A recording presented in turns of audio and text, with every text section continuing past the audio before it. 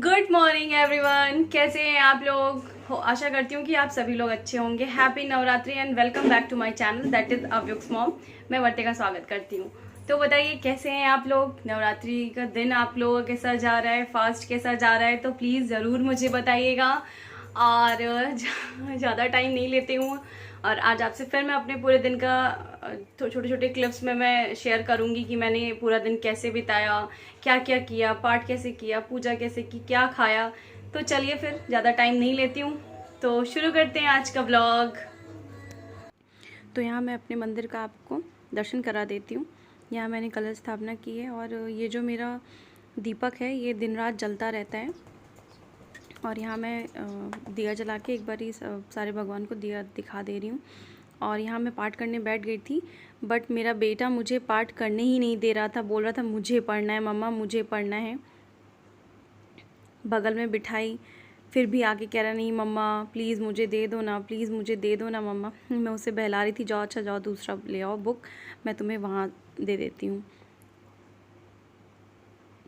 तो अभी वो वही लेने गया था, तब तक मैंने अपने पार्ट को बीच बीच में कंप्लीट किया किसी तरह। फिर वो आया, उसको नहीं मिला तो कहता है मम्मा प्लीज़ ना, दे दो ना। अभी इसके मुंह पे बाल आ रहा था तो कहता है मम्मा प्लीज़ बाल आ रहा है मुंह पे, प्लीज़ हटा दो ना, हटा दो ना मम्मा प्लीज़। तो ये देखिए हाय बोल रहा है, हेलो एवरीवन। डांस कर रहा है यहाँ मेरा बेटा कैमरा देख करके। बहुत मस्ती करता है, इतना परेशान करता है कि मैं बता ही नहीं सकती। और यहाँ मैं आरती कर रही हूँ। यहाँ बोल रहा है मम्मा मुझे गोदी ले लो, मुझे जय जय करना है, प्लीज़ मम्मा मुझे गोदी ले लो। तो यहाँ मैंने उसको गोदी ले ली। और देखिए अब ये बोल रहा है मुझे दिया दे दो, मुझे दिया दिखाना है भगवान को। तो यहाँ ये देखिए हाथ पकड़ करके दिया दिखा रहा है। कहता है ऊपर भी, ऊपर वाले भगवान को भी दिखाना है। तो अब मैं यहाँ आ गई हूँ तुलसी में जल देने के लिए और सूरज भगवान को भी जल देने के लिए। तो देखिए यहाँ मैं तुलसी को दे चुकी हूँ और अब सूरज भगवान को दे रही हूँ। तो ये सारा काम निपटाने के बाद मैं जल्दी जल्दी अपने कमरे को ठीक किया। मैंने सारे कमरे को, सारी चीज़ों को व्यवस्थित करके बढ़िया से यहाँ मैं अपनी रजाइयाँ फ़ोल्ड कर रही हूँ। और अब मैं यहाँ पे अपना बेडिंग सही कर रही हूँ।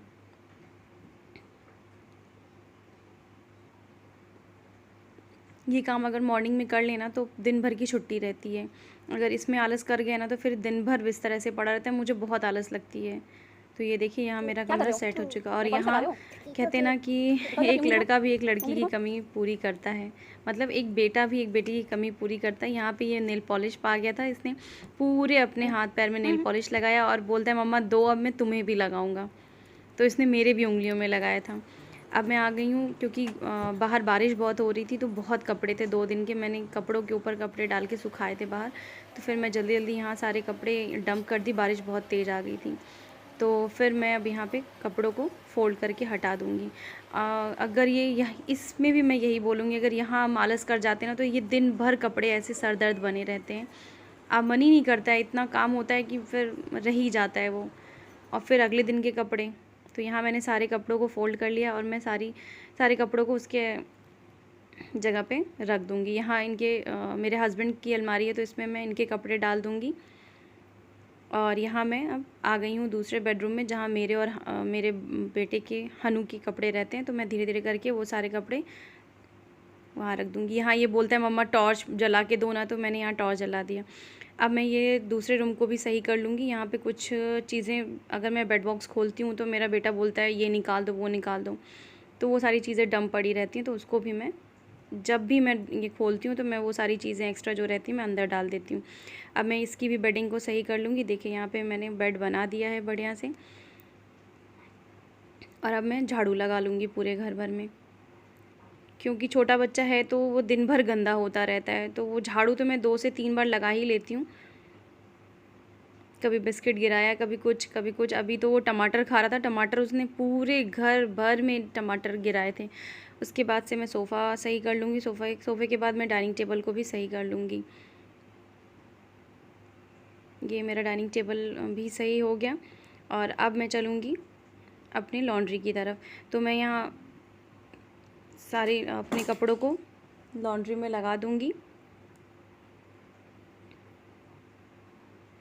और उसके बाद मैं आ गई किचन में। किचन में भी नाश्ते, इनके पापा सुबह मतलब मेरे हस्बैंड सुबह गए थे तो नाश्ता खाना सब था और हमारा भी था, तो फिर बर्तन हो ही जाते हैं, चाहे कितना भी, चाहे 2 लोग हो चाहे 4 लोग हो, बर्तन तो अपने हिसाब से ही होते हैं। तो यहाँ मैंने बर्तनों को धुल के हटा लिया और कुछ सब्जियाँ आई थी तो उनको मैं धुल के हटा, मतलब धुलूँगी नहीं, अभी भिगो के रख दूँगी सोडे और खाने वाले सोडे और विनेगर के पानी में डाल करके मैं रख दूँगी आधे घंटे के लिए।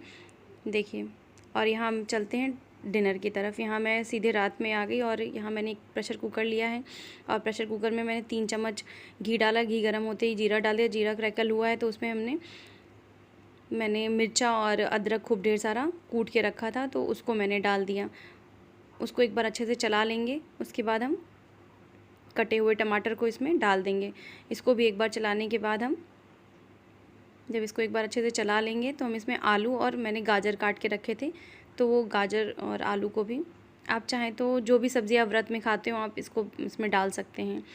फिर इसको हम चलाने के बाद एक बार ढक देंगे। फिर इसमें मैंने कुछ मसाले डाले थे जैसे धनिया पाउडर और जीरा पाउडर, लाल मिर्च पाउडर डाला और अब मैं थोड़ा सा नमक डाल करके इसको अच्छे से चला लूँगी। टमाटर जब अच्छे से एकदम गल जाएं तो इसमें हम चावल ऐड करेंगे। ये व्रत में खाने वाला सामा का चावल बोलते हैं। इसको मैंने 2-3 पानी से धुल करके अच्छे से रख लिया था और देखिए वो डालने के बाद अच्छे से हम चला लेंगे।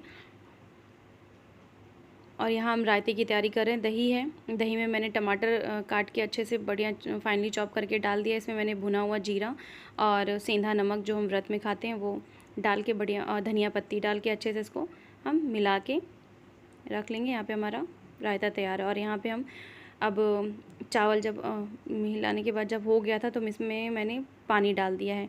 सामा का चावल पानी को बहुत ज़्यादा सोख करता है तो मैंने इसमें 3 से 4 बार पानी डाला था।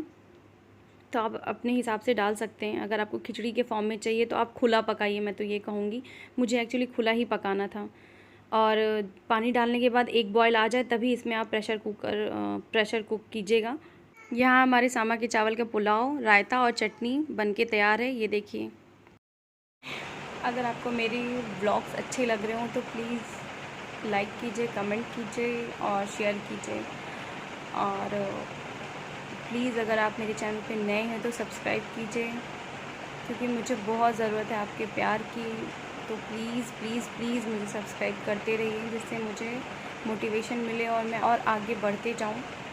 और बस आज का यही रूटीन था। और अगर आप मुझे इंस्टाग्राम पे फॉलो करना चाहते हैं तो मेरा इंस्टाग्राम हैंडल है अवरुक्स मॉम, तो आप मुझे वहाँ पे डायरेक्ट मैसेज कर सकते हैं। तो मैं आप लोगों के मैसेजेस की ज़रूर रिप्लाई करूँगी। तो चलिए फिर मिलते हैं कल एक और अच्छे और एक नए ब्लॉग के साथ। तो आई होप आपको मेरे ब्लॉग्स अच्छे लग रहे हों। Thank you, bye bye, good night, शुभ रात्रि।